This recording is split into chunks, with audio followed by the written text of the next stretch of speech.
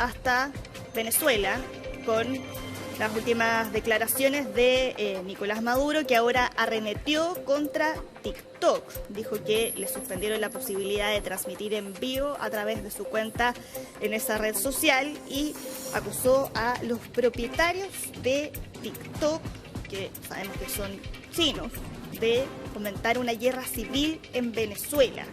Los acusó con declaraciones que son habituales en Nicolás Maduro de apoyar el fascismo en América Latina y en el mundo, con esta denuncia que se produce después de que dijera que redes sociales como TikTok e Instagram son lo que él calificó multiplicadores de odio en el país. Desde los resultados de la última elección que Nicolás Maduro ha arremetido contra distintas redes sociales, no solo TikTok o Instagram, también ex Twitter, donde ha tenido ahí algunos cruces con el dueño de esa red social, con Elon Musk, y también con la aplicación de mensajería WhatsApp, donde ya habíamos escuchado a Nicolás Maduro decir que iba a romper relaciones con WhatsApp, y con el Congreso de Venezuela, que por otro lado está discutiendo ahora una ley para regular las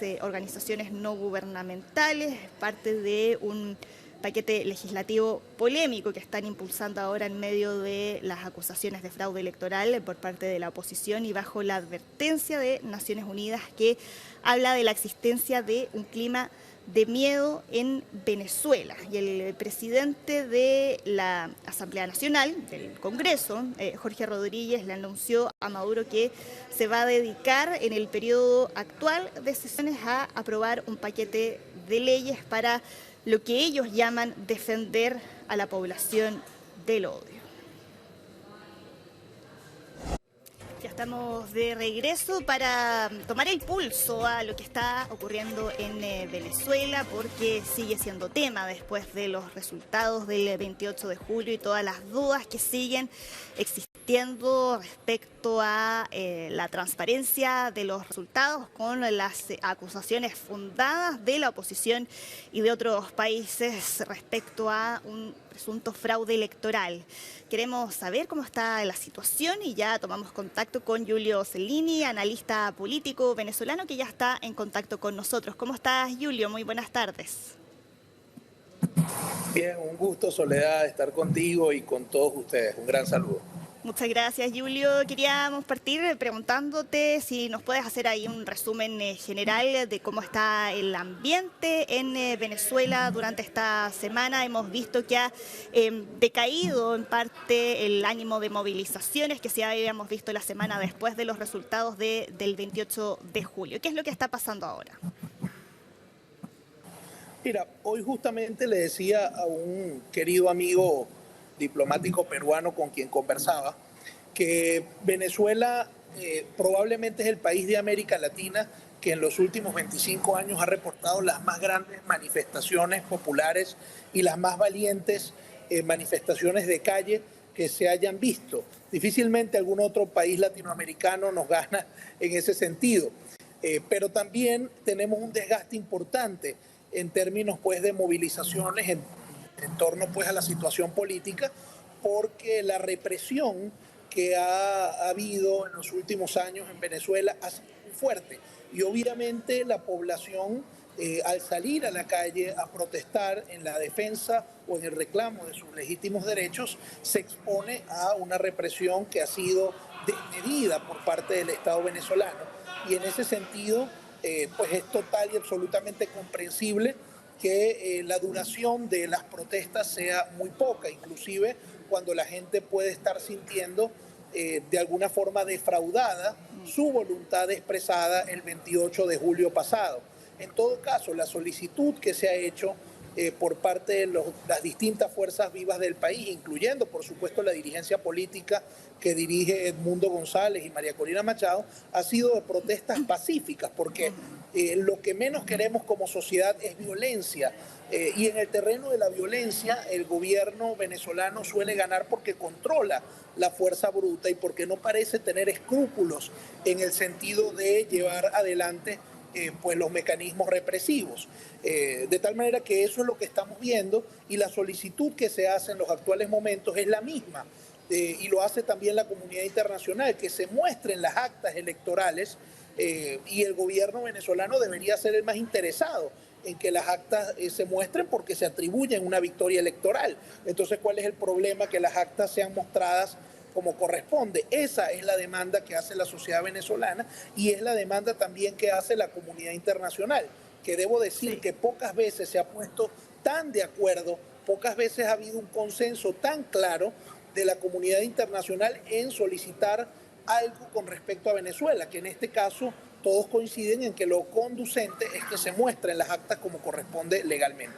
Claro, y aún así ya han pasado unos días después de la elección y todavía no hay ningún atisbo de esas actas por parte del gobierno. Ahora también sabemos que, como tú mencionabas, Julio, hay un consenso dentro de la comunidad internacional, han estado trabajando también a nivel diplomático aquí en la región y conocimos una información de medios de prensa estadounidenses hace algunos días que hablaban de un posible ofrecimiento de amnistía a Nicolás Maduro a cambio de que deje el poder.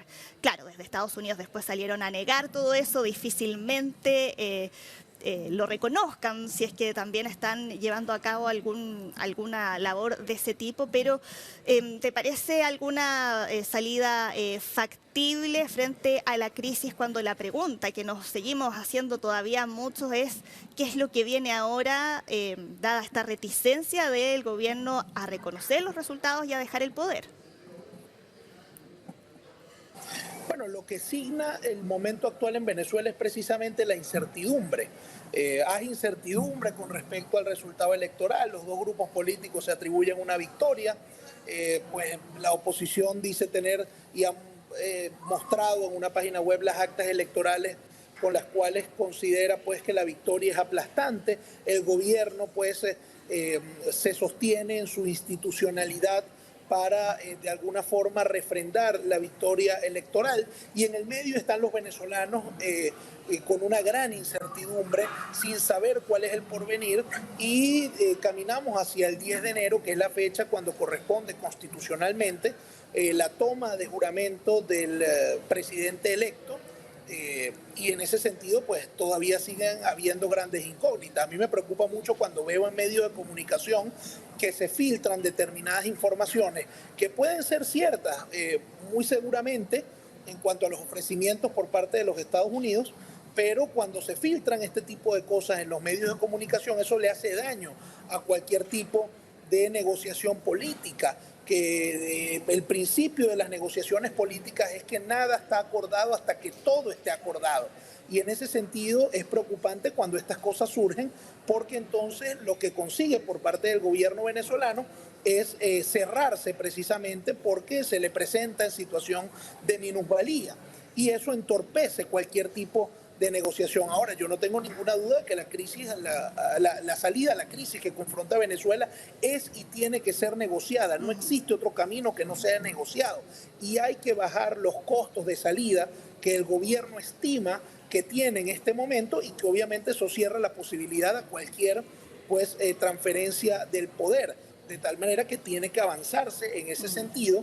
Y por supuesto que eso requiere, por una parte, la disposición de los actores internacionales, que parecen estarlo, en el sentido de generar incentivos, en este caso a la coalición dominante, al gobierno, para que acceda a negociar una salida al poder, y por otra parte, por parte precisamente de los actores del gobierno, en entender que la mejor alternativa que pudieran tener es precisamente una transferencia del poder en términos pacíficos y en términos constitucionales, como corresponde, con todas las garantías de no persecución, como así lo ha dicho la oposición venezolana. Sí. Pero todo pasa por el reconocimiento de lo que pasó el 28 de julio y eso entonces requiere que se revisen las actas para que el resultado que de allí se derive, con toda la pluralidad y la amplitud de esa revisión, entonces sea respetado por todos los actores. Y quien pues acceda al poder, se juramente en enero, no persiga a nadie, es el único camino. Ustedes en Chile tienen una gran experiencia en el orden transicional, que para nosotros es un ejemplo a seguir, por supuesto. Claro, aquí en varios lugares lo han tomado la transición chilena como un ejemplo. Ahora, Julio, tú también mencionabas una fecha clave, el 10 de enero. Y habíamos escuchado también a María Corina Machado decir que en esa fecha Edmundo González va a tomar posesión como presidente de Venezuela. Claro, aquí está todavía pendiente el tema de las actas, pero inmediatamente también se me vino a la mente lo que había ocurrido el año 2019 con Juan Guaidó. Y en ese sentido, ¿crees que se corre el riesgo de que pueda ocurrir algo parecido y que finalmente no termine en nada? Mira, son momentos distintos, son situaciones diferentes, la correlación de fuerzas entre el gobierno y la oposición es distinta, el momento es distinto. En este momento lo que se pretende es reivindicar la voluntad popular expresada el 28 de julio, que todavía tiene una gran incógnita en el medio, es dar certidumbre a la población en torno a lo que sucedió en ese día, donde la población dio una gran demostración de querer que la situación del país se resuelva en términos democráticos y pacíficos. Cuando la gente salió a votar masivamente, ese es el mensaje que le dio a la sociedad y a toda, se dio como sociedad, pero también le dio a la dirigencia política y al gobierno especialmente. Y creo que el momento se distingue del anterior en primera instancia por eso, por la legitimidad popular expresada en esa elección, y en otro plano porque no se trata del reconocimiento de países a un gobierno paralelo, o digamos que podía tener algún tipo de legitimidad surgida de la Constitución, pero no son las mismas circunstancias. Sí. En este caso lo que se busca es dilucidar qué fue lo que pasó el pasado 28 de julio, y en ese sentido que la voluntad popular